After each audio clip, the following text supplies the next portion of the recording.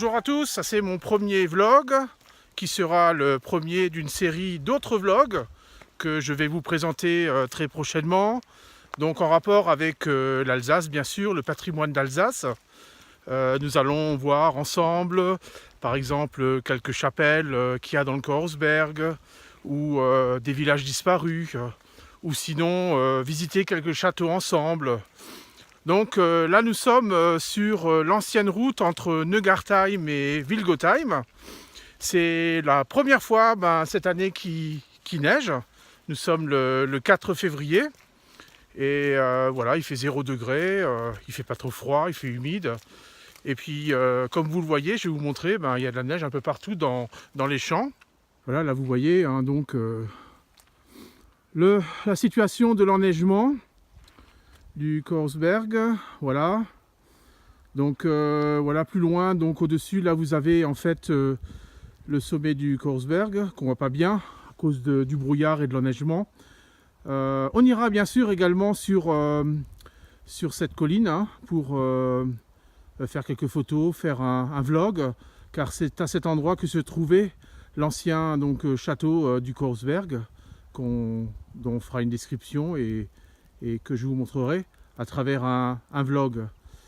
Voilà, nous allons continuer à marcher donc sur cette ancienne route et voilà, je vous donnerai quelques petits descriptifs et quelques petits détails des prochains vlogs que je vais vous présenter. Bon, finalement on va s'arrêter parce que là il fait vraiment trop froid, il commence à y avoir du vent, il fait surtout très humide.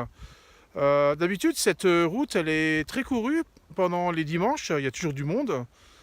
Des joggeurs, des promeneurs, mais là on est tout seul, il n'y a personne. Il n'y a vraiment personne. Donc là on est à mi-distance entre Neugartheim et Vilgotheim. Alors Vilgotheim qui est juste derrière moi. Donc là vous voyez la route qui descend sur Vilgotheim. Donc on ne va pas y aller. On va faire demi-tour.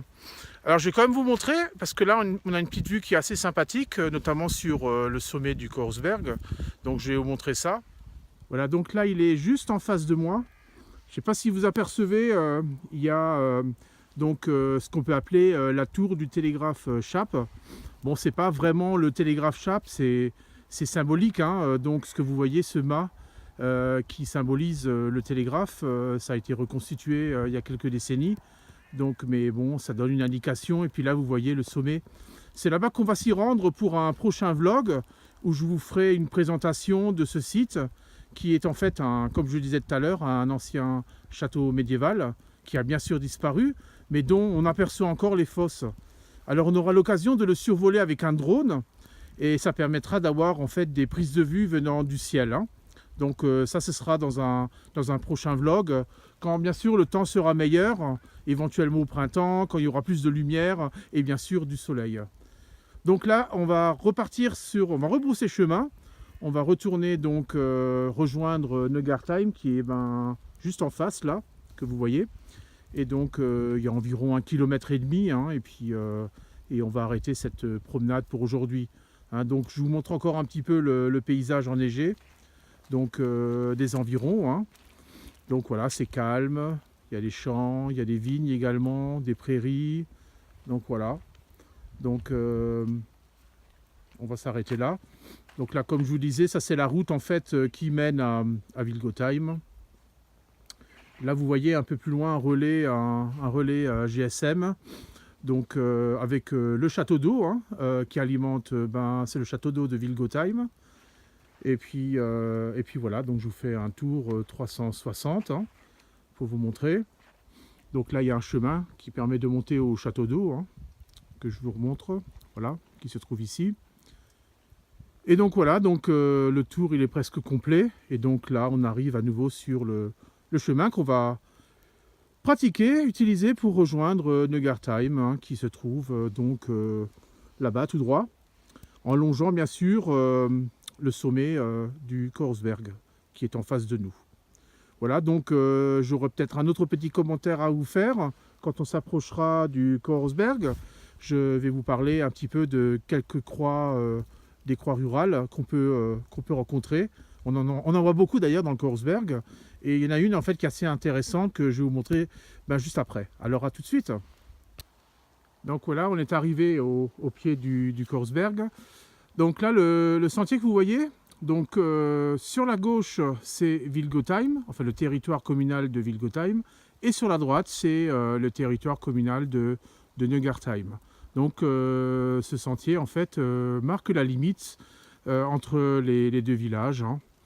Et justement, à propos de ce sentier, c'est un ancien sentier médiéval qui permettait de mener au château du Korsberg et qui est peut-être même une ancienne voie ou route romaine.